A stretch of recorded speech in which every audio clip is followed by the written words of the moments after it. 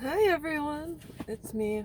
Got my handy dandy scarf on because it's kind of chilly in Wisconsin right now, so I just wanted to make a video about this show that recently came out. It's called The Social Dilemma. I forget if it's on Hulu or Netflix. I watch both, but anyways, um, long story short is that they're talking about the social dilemma we have regarding the internet, Facebook, Twitter, social, Snap, tweet, whatever, and I wanted to talk about it because you have all of these people that are the former CEOs or former engineers for all of these big online giants.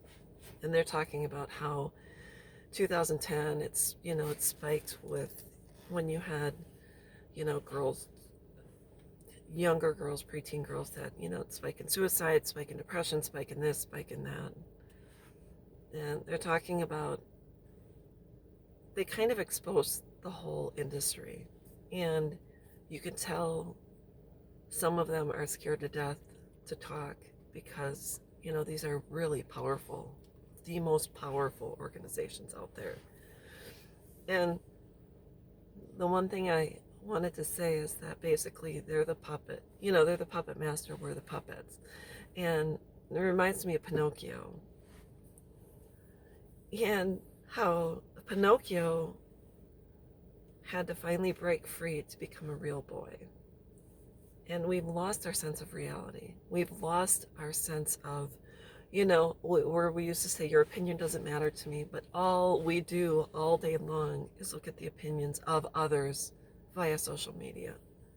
So other people's opinions do matter, and how they talk about how they continue to get us to come back. They continue to get us hooked. They continue to get us to believe that this stuff is really important. So I want to talk about the fact that I do my videos, I give my opinion, I talk, whatever the case is, but I do have, Facebook. I do keep in touch with friends that are all over the United States and around the world,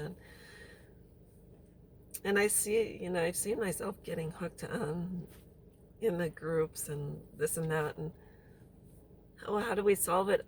It's for me, what thinking about disabling or getting rid of Facebook, I think for a majority of people who use it, it gives them a high amount of anxiety or whatever the case is. So the one question or the one thought I want to pose to these people who are now outing and saying that, we need to find a better way, a healthier way.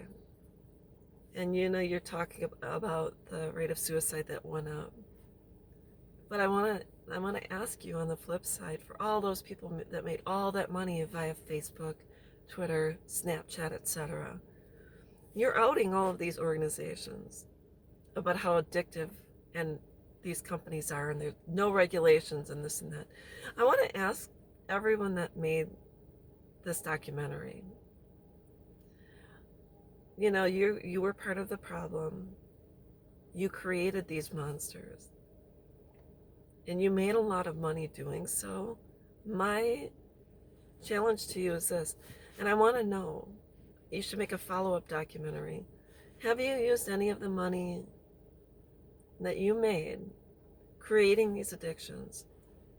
Have you taken that money and put it into treatment for suicide prevention, for to fight depression, or to help people who don't think they're good enough looking, or whatever the case is? Did you take any of the money that you made working for these organizations, working for these puppet masters? Did you take any of your money that not only you made working for them, but you made from the documentary? Have you done anything with that money to fight against what you created, to do the anti-depression, the anti-suicide, the anti-bullying, the anti-this, the anti-that? What have you done with that money that you made? It's great that you're exposing your previous employer, It's great that you're doing the expose, but what have you done with the money that you've made? Because you didn't make minimum wage. These people, these organizations are worth billions of dollars, and the people that work for them make, get their piece of the pie in order to keep us hooked.